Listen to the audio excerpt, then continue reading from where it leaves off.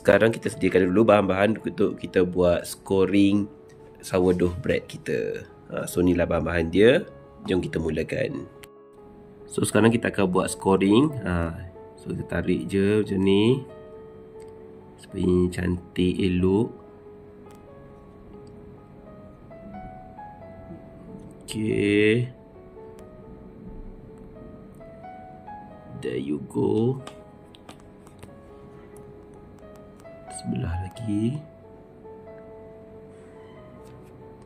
Ini akan bagi efek yang cantik lah pada sourdough bread kita nanti.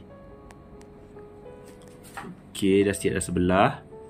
So sebelah lagi kita akan tarik je. Tarik saja sampai ke hujung.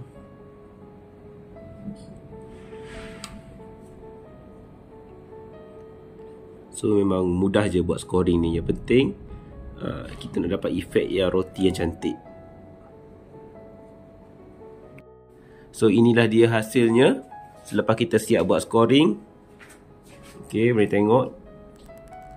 So teruslah kita boleh bakar.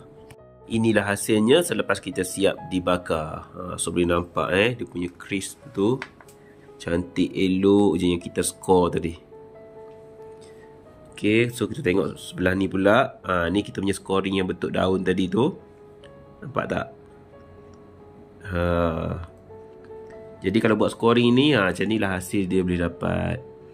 So kalau siapa yang nak cuba-cuba buat scoring tu boleh cubalah.